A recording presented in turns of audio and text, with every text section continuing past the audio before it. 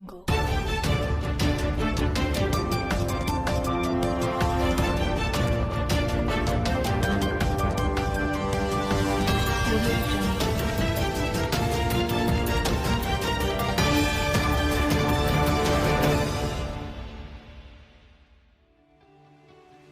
वालेकुम नाज़रीन, मैं हूँ आपका होस्ट एहसन महमूद अवान। नाज़रीन, आज हम बात करेंगे मीनार पाकिस्तान के वाक़े पे। क्या ये उस दिन का वाक़या पाकिस्तान को बदनाम करने की एक साजिश थी? क्या लड़कों को बदनाम करने की साजिश थी? इस वाक़े में क्या हकीकत है, क्या है, आइए जानते हैं। एक नामवर शख्सियत हमारे डॉक्टर सबैह अली इकराम साहब, जो एक यंग डॉक्टर भी हैं और एक बिजनेसमैन भी हैं और एक इमाम मस्जिद भी हैं, उनसे बात करते हैं और उनसे पूछते हैं कि इस वाक़े में हकीकत क्या है, वो क्या इस वाक़े को किस नज़र से देखते हैं। आइए उनसे बात करते हैं। अस्सलाम वालेकुम डॉक्टर साहब। सर क्या हाल है? ठीक ठाक है? बहुत शुक्रिया, आपने हमें टाइम दिया। डॉक्टर साहब, हमें ये बताएं कि मीनार पाकिस्तान वाला जो वाक़या पेश आया, इसमें हकीकत क्या है? क्या आपकी नज़र में इस वाक़े को किस तरह आप देखते हैं? बिस्मिल्लाहिर्रहमानिर्रहीम। देखें, ये जो भी वाक़या पेश आया और जिस तरह से एक लड़की के साथ जो है वो एक गलत बदतमीज़ी हुई और उसको हरास किया गया, इसके रीज़न्स की तरफ बाद में आते हैं, लेकिन ये बहुत इंतहाई घटिया और एक इंतहाई शर्मनाक हरकत है। और ये हमारा मुआशरा, हमारे इक़दार, हमारी रवायात, हमारी तालीमात, हमारी तरबियत इस चीज़ की इजाज़त नहीं देते। किसी सूरत भी ये चीज़ जो है वो टॉलरेबल नहीं है। रही बात कि इस वाक़े के कॉन्सिक्वेंसेस क्या थे, मैं ये समझता हूँ कि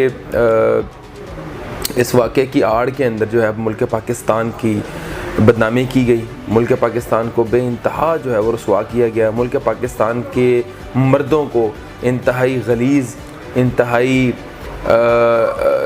एक जानवर सिफ्त मर्द पोर्ट्रे किया गया दुनिया के सामने। यहाँ पे ये पोर्ट्रे किया गया कि यहाँ पे कोई माँ, बहन, बेटी महफूज नहीं है। आप पार्क में जाते हो तो 400 बंदा जो है एक मॉब बना के पे अटैक भी कर देता है। एक इंटरनेशनल मीडिया पे बेइंतहा बदनामी हुई गई। और मैं ये समझता हूँ कि जितना पाकिस्तान के अंदर औरत को तहफ़्फ़ुज़ मिलता है, उतना दुनिया के किसी मुल्क के अंदर तहफ़्फ़ुज़ नहीं है। मैं ये समझता हूँ। उसकी डिबेट में मेरे ख़्याल से अभी जाने का कोई फ़ायदा नहीं है। अलबत्ता 400 बंदा अगर वहाँ पे आया था, या जो जितना मर्ज़ी बंदा था, उसकी वजह कि मेरे मुताबिक जो है 400 बंदा था ही नहीं। जितना मर्ज़ी बंदा था, तो वो बंदा जो है वो हमारी बहन जो टिकटॉकर हैं उनका मेहमान था, उन्होंने बुलाया था, वो खुद चल के नहीं घर से आया। या जो इस वाक़े को पोर्ट्रे किया गया है कि एक लड़की बाग में जाती है और 400 रैंडम बंदा जो है वो अटैक कर देता है, ऐसा नहीं हुआ। उसने ये खुद चूज़ किया, उसने खुद वो मर्दों को बुलाया। और मैं ये समझता हूँ कि एक आलिम है तो उसके फॉलोअर्स जो है ना वो अहले इल्म होते हैं, उसके फॉलोअर्स सोबर लोग होते हैं। एक इंजीनियर बंदा है और वो वीडियोस बनाता है तो उसके फॉलोअर्स जो हैं इंजीनियर्स होंगे। इसी तरह कुरान पढ़ने वाले के फॉलोअर्स भी हैं, कुरान से मोहब्बत करने वाले बाशरा लोग होंगे। तो एक टिकटॉक जो है वो एक बेहयाई और एक फाशी का फोरम है, तो उसके जो फॉलोअर्स हैं वो भी इसी तरह के गलीज़ और बद किरदार लोग होंगे। तो जब आप उन दरिंदों को बुलाएंगे, उनको इन्वाइट करेंगे, तो वो ऐसी ही उनसे हरकत की तवक्को की जा सकती है। तो सर, आप इस चीज़ को और नौजवानों को क्या पैगाम देंगे कि इस टिकटॉक ऐप से हट जाएं? जो ये वाक़या पेश आया है, इसमें मुल्क पाकिस्तान की बहुत बदनामी हुई है कि लोग ऐसे हैं यहाँ पे लोग पार्क में जाना पसंद नहीं कर रहे, कि लड़के ऐसे हैं, लड़कों पे पाबंदी लगाई जाए। आप क्या पैगाम देंगे? देखिए, एक छुरी है ना, उससे आप फल भी काट सकते हैं, उससे किसी का गला भी काट सकते हैं। इसमें छुरी का कोई कसूर नहीं कि आप कहें छुरी बैन कर दो, ठीक है। मैं ये समझता हूँ कि बुराई से नफ़रत करनी चाहिए। और टिकटॉक का क्या कसूर है? टिकटॉक वाले तो नहीं कहते कि फुहश कंटेंट डालो। टिकटॉक के अंदर तो मोटिवेशनल वीडियोस भी आती हैं, टिकटॉक के अंदर तो कुरान की वीडियोस भी आती हैं कि टिकटॉक को यूज़ करके आप कोई सोबर, कोई अच्छा पॉजिटिव मैसेज भी कन्वे कर सकते हैं। तो लेकिन एक ट्रेंड जो बना हुआ है टिकटॉक पे शोहरत हासिल करने का रातों रात, वो एक बहुत गलत और बहुत ही एक बेहुदा ट्रेंड है कि आप नाच गाने, इंडियन गानों पे नाच रहे हो, एक मुआशरे का गलत इमेज पोर्ट्रे कर रहे हो। तो ऐसा नहीं होना चाहिए। एक चीज़ को आप पॉजिटिवली इस्तेमाल करें। मैं इस हक़ में नहीं हूँ कि आप कहें टिकटॉक बैन कर दो या फलां, ये हल नहीं है। This is not a solution. TikTok ban कर देंगे, वो स्मैक वीडियो पे आ जाएंगे, स्मैक वीडियो बैन कर देंगे, वो स्नैपचैट पे आ जाएंगे, स्नैपचैट बैन कर देंगे, वो इंस्टा पे आ जाएंगे। तो ये चीज़ नहीं, आप अगले बंदे को एजुकेट करें, अगले बंदे को आप ये बताएं कि यार ये आपकी हदूद है, इसको तजावुज़ नहीं करना। इसको तजावुज़ करेंगे तो आपके लिए मसले होंगे। हम अपनी बहनों को, अपनी कौम की बेटियों को ये बात कहते हैं कि अगर आप देखें एक नाच गाना ये हमारी रवायात के ख़िलाफ़ है, हमारा मुआशरा इसको एक्सेप्ट नहीं करता। तो किस तरह कोई नाच गाना करके जो है वो मैं ये समझता हूँ कि एक फेम हासिल कर सकते। इस तरह का जगह फेम मिल भी गया तो आपके चाहने वाले जो है इंतहाई बद अखलाक व बदकिरदार लोग ही होंगे। मेरी ये अपनी एक परसेप्शन है। सर ये आजकल सोशल मीडिया में कि ये जो हमारी बहन थी जिनके साथ ये वाक़या हुआ, ये बहुत बुरा हुआ क्योंकि इस्लामी माशरा इस चीज़ की इजाज़त नहीं देता। बिल्कुल हरगिज़ नहीं होती। तो क्या इन्होंने शोहरत हासिल करने के लिए सब कुछ किया है? क्योंकि आजकल सोशल मीडिया पे एक ट्रेंड है कि इन्होंने शोहरत हासिल करने के लिए किया। उनकी जो वीडियो सामने आ रही हैं वो बहुत बेहुदा आ रही हैं, लेकिन हम ये कह नहीं सकते क्योंकि वो भी एक मुसलमान बहन है। देखिए जिस लिबास के अंदर वो इंटरव्यू दे रही हैं, अगर वही लिबास ज़ेब तन करके वो मीनार पाकिस्तान जाते हैं तो ऐसा वाक़या कभी ज़िंदगी में पेश ना होता। मेरा ही अपना एक पॉइंट ऑफ व्यू है।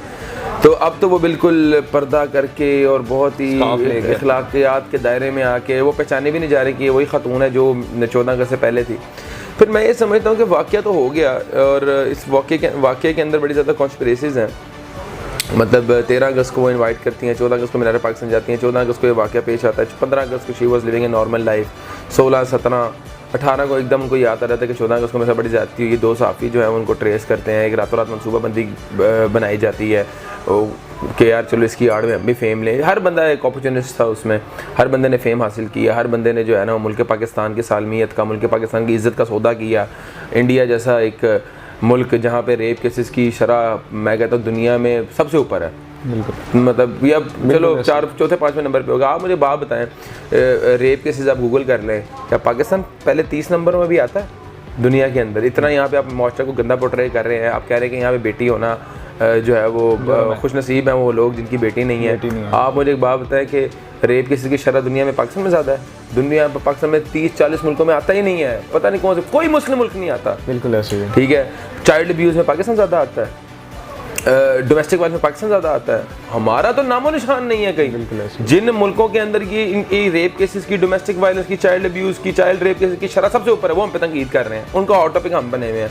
आप मुझे बात बताएं, ये इंडिया जैसा मुल्क जहाँ पे औरतों को जो है वो वॉशरूम की फैसिलिटी मुहैया नहीं है, बिल्कुल ठीक है, वो हम पे तंकीद कर रहे हैं कि यहाँ औरतों को हकूक दिए जाएँ। अब आप देखें ना कि पाकिस्तान को आपने कितना बदनाम किया इस वाक़े की आड़ में। बिल्कुल। तो मैं समझता हूँ जो हुआ बुरा हुआ है। 400 लड़का जो भी है, जितना भी लड़का है, उसको मैं समझता हूँ कि चबड़ी उधेड़ देनी चाहिए। उनके साथ इबरतनाक जो है ना उनको सज़ा देनी चाहिए। और हम बिल्कुल सपोर्ट नहीं करते। अलबत्ता हम ये ज़रूर कहते हैं कि जो हमारी बहन थी, जो हमारी एक कौम की बेटी थी, उनको जो है वो होश के नाखून लेने चाहिए और उनको जो है ये बात को समझना चाहिए कि इसमें फॉल्ट उनका भी था। आप कभी भी पब्लिक प्लेसेस के ऊपर इस तरह की इनवाइट ना दिया करें, इस तरह के इनविटेशंस ना दिया करें, वरना इस तरह का जो है मामला हो सकता है, किसी के साथ भी हो सकता है। और आप प्रॉपर कोड ऑफ अपना ड्रेस कोड जो है वो सोबर रखें, आप इखलाकियात के दायरे में रहें। इस्लाम ने जो आपको एक ड्रेस कोड फराहम किया हुआ है, एक लिमिटेशन जो दी हुई है, उसके दायरे में रहें तो ये मामला ना हो, शरीयत के दायरे में रहें। सर क्या पैगाम देंगे जो पाकिस्तान की लड़कियां हैं, नौजवान लड़कियां जो टिकटॉक पे हैं या वैसे हैं, क्या पैगाम आप देंगे माशरे को? मैं माशरे को यही पैगाम दूंगा, देखें इस्लाम ने हमें ज़िंदगी गुजारने का मुकम्मल जो है वो तौर तरीका बताया है। Islam is a complete code of conduct. आप जो है वो आपको जूते पहनने का, उठने का, सोने का, बैठने का, खाने का, पीने का, हर चीज़ का तरीका इस्लाम के अंदर मौजूद है। तो स्पेशली औरतों को मैं ये बात कहूँगा कि देखें आप जो है वो अल्लाह ताला के अहकामात पे अमल करते हुए अपनी ड्रेसिंग को करें तो इंशाल्लाह आपको कोई देखेगा भी नहीं। और मर्दों को मैं ये बात कहूँगा कि औरत चाहे बरहना भी खड़ी हो तो अपनी निगाहों को नीचे रखें। लेकिन अगर तमाम तर मर्द अंधे हो जाएं तो हमारी बहनों से ये रिक्वेस्ट है कि अपने आप को ढांप के रखें, क्योंकि इस्लाम ने उनको, अगर हमें मर्दों को नज़रें झुकाने का हुक्म दिया है हर सर्कमस्टांस में, हर केस में, तो उनको भी कंप्लीट ड्रेस में रहने का हुक्म दिया है। जी तो नाज़रीन, अगर मर्दों को निगाहें नीचे करने का हुक्म है तो औरतों को भी हुक्म है कि वो अपना लिबास पूरा करें, अपना बुरखा पहने, अबाया पहने, फिर घर से निकलें। इस्लाम में जो भी हुक्म है वो आप सब ने, क्योंकि हम इस्लामी मुल्क में रहते हैं, हमें पता है कि क्या हुक्म है, फिर भी हम उनकी नाफरमानी करें, फिर हम कहें कि यार रेप हो गया या लड़कों ने ये कर दिया, ये गलत बात है। क्योंकि अगर आप भरना हालत में निकलेंगी तो फिर शहद के ऊपर मक्खियाँ तो बैठेंगी ना। शुक्रिया।